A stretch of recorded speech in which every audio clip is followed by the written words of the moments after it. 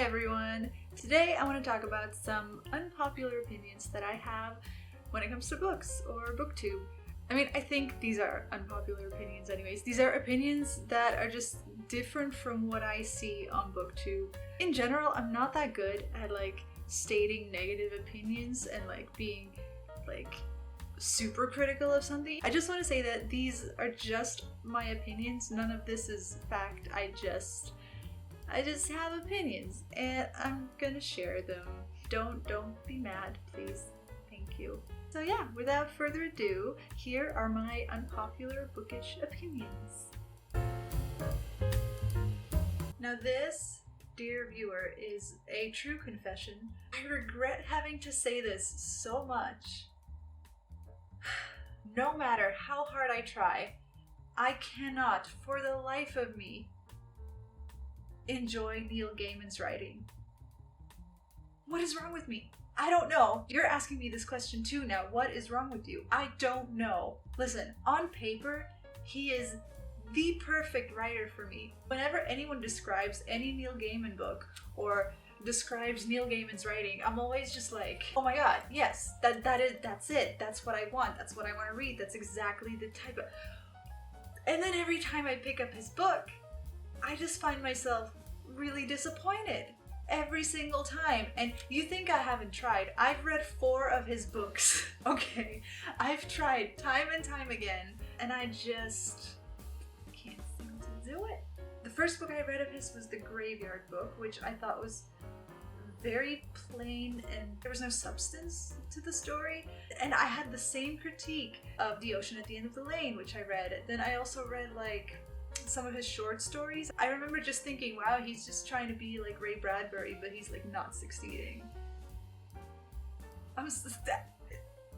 I see all these booktubers all the time reading Neil Gaiman and loving it and recommending Neil Gaiman, and I'm just like, I can't do it. I can't do it, and I'm so frustrated that I can't. I'm this close to trying another book of his.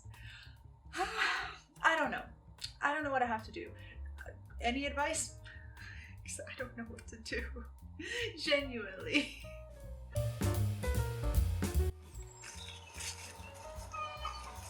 I think the Hunger Games movies are 100 times better than the books.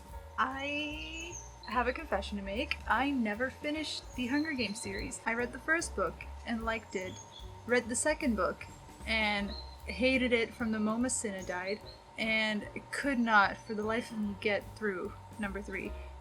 I remember I tried so hard to finish it because I hate not finishing things, but oh my. The biggest problem with the Hunger Games books is that you are constantly in Katniss's head. And Katniss is just not a nice person to be in the head of. Katniss Everdeen is just not a nice person. And I remember at one point she said something about, what's the guy's name, Peeta? She was taking him for granted in a way that was just so rude that I couldn't, and I stopped reading. In the movies, you're not inside of her head. You see it all happening, but you don't have her dialogue in your head the entire time, so you don't notice how shitty of a person she is. That just made her a lot more likable. I still think Katniss is just not a very nice character and not someone to look up to in the slightest. Okay, I mean, no, okay, she has her things, she sacrificed her life for her sister and stuff, blah blah blah. But yeah, I thought the movies were pretty cool. I don't think the movies are amazing, but they're definitely a lot easier to get through than the books. Yeah. I think Fahrenheit 451 is actually a pretty amazing book, and it doesn't deserve all the hate that it gets. I am speaking from the fact that I am a Ray Bradbury fangirl, but listen, I have notes. Listen, every time I see some booktuber talk about this book, read this book, review this book, the reviews always seem so negative. Just listen to me. This book is actually genius. I don't know why it gets so much hate. Okay, I get some of the criticism, but I also think that, the book is a product of its time, and when we read older books, I think we're supposed to sort of read them keeping in mind when they were written. That makes sense, right? That's how we read classics. And so I understand the criticism that people have on the idea of TV bad, book good, because that is like a topic that's discussed in this book. But I think if you critique it just on that basis, you're looking at it very surface level. In reality, that's not really what he's saying. He's talking about that fear of the sort of brain numbing of society. And I think that is a topic that even now to this day is talked about and is relevant. Back in the day, in Ray Bradbury's day, everybody was pointing at TVs and being like, TV bad. But nowadays, I guess it would be like social media bad. I don't know, I just think you have to look a little bit deeper and think about what is the topic behind the topic here. This book talks about, you know, not the fear of TV, but more like the fear of apathy and the fear of not wanting to progress and not wanting to educate yourself. And I think that is such an interesting topic. And that's just part of the book. I also really love the like little twinges of like supernatural elements that are like very vaguely like sprinkled in his book. His writing just in general, like his prose is just some of my all-time favorite. It's such a good book. And dare I say, I think it's better than 19, it's literally right there. What's the 1964? I think it's better than that one, and I just, maybe I'm just a Ray Bradbury fangirl. Whenever I say that I love that book, people just don't really tend to agree with me, and I'm just like, but, book good.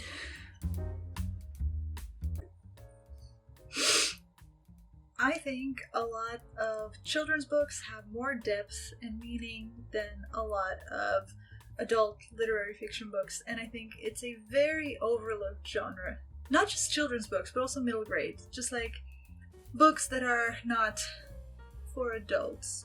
They're books that are sort of looked down upon, like, oh, it's just middle grade, or it's just a children's book. And maybe this is not necessarily like a super unpopular opinion. Like, I know there are other people who think this way. Still, like in real life, when I talk to people, it still seems to be this thing where like you shouldn't read children's books or middle grade as an adult, and I just think that's so weird. Fiction geared towards adults is sort of seen as like more sophisticated and more meaningful and more important, and I just think that's so wrong. You're really just overlooking some very important other things. So often I'm reading a book that's not meant for adults, and I think to myself, wow, adults should really be reading this. Adults could really learn from this. But the thing is, adults don't really pay attention to these books, so they're not going to get these messages.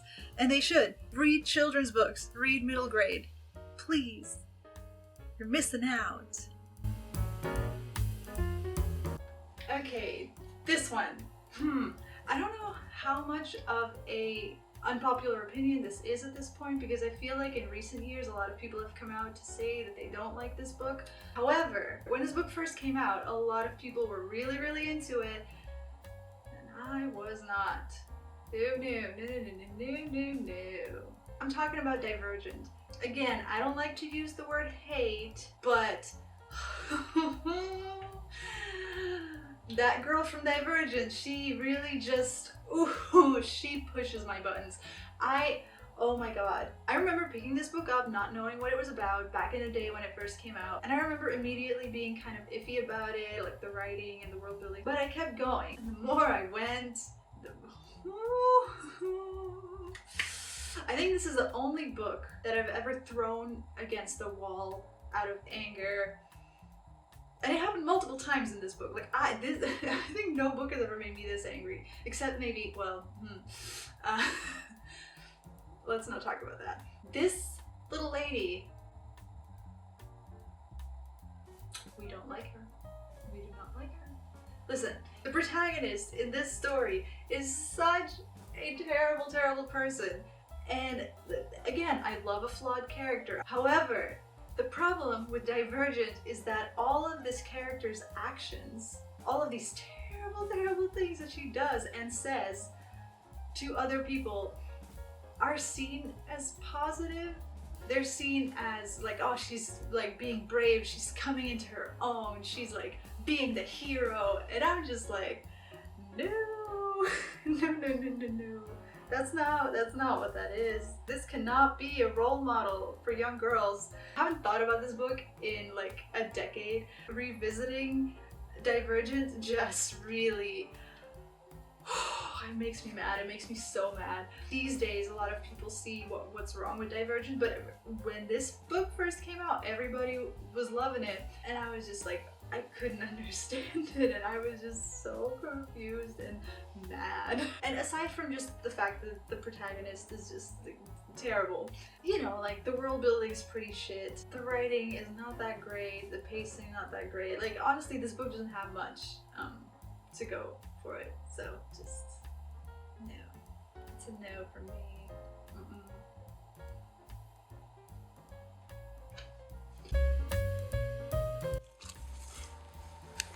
Okay, this one is probably the most shocking one, or the one that I'm the most scared to admit, because this book is so loved.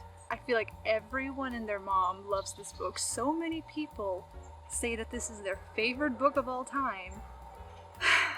And I'm over here thinking, this is probably my least favorite book of all time. I'm so sorry. I like almost don't want to say it, but also I hate this book with a passion, so I want to talk about it. And that is, I hate The Name of the Wind, okay?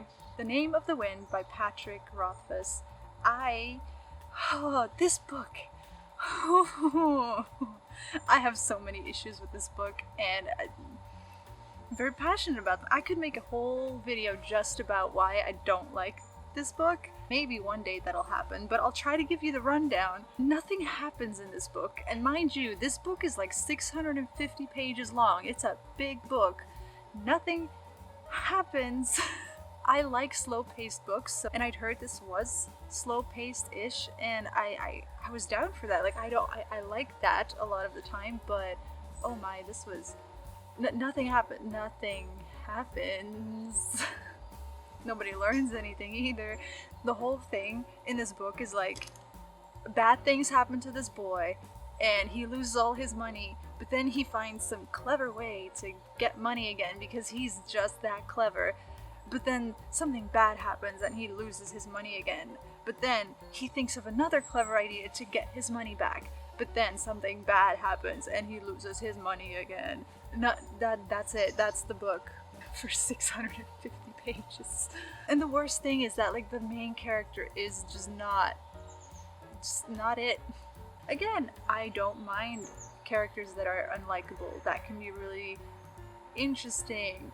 But this was just like a self-insert fantasy of a man, you know, where it's like he's kind of a boring person, but everybody loves him and he's like good at everything and all the girls want to be with him, and like, I don't know, man. Like, it's so hammered into your brain from the beginning that this man has had a very tough life. Like, oh, so many shitty things happened to him, but despite that, he managed to become this like godlike person who everybody loves. And I'm just like, but how? Like, what does... And also, yeah, the fact that nothing happens, I feel like this book is very much a setup for the rest of the series. But, and like, if you do that, like, your setup still needs to be interesting enough, and like, I just was bored the entire time. I can't believe I got through it. And that is just because of my sheer dedication to finish a book. I do not quit books easily.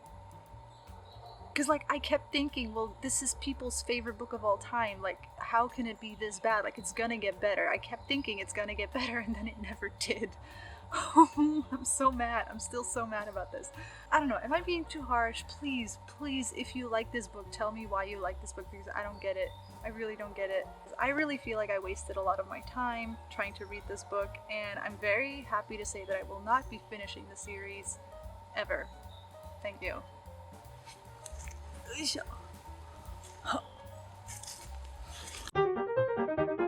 Are you ready for the lightning round? Because I got more.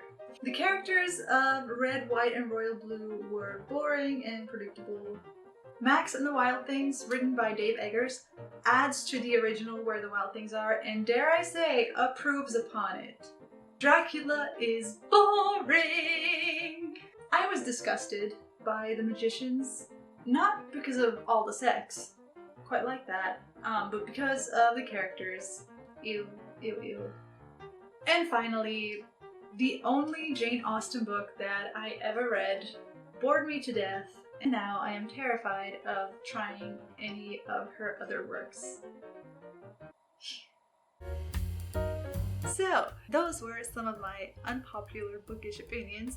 I hope you don't hate me. Please let me know if you agree or disagree, and why, because I think it's interesting. Yeah, I think that's all I got for today. I hope you have a wonderful day, and I'll see you in the next video.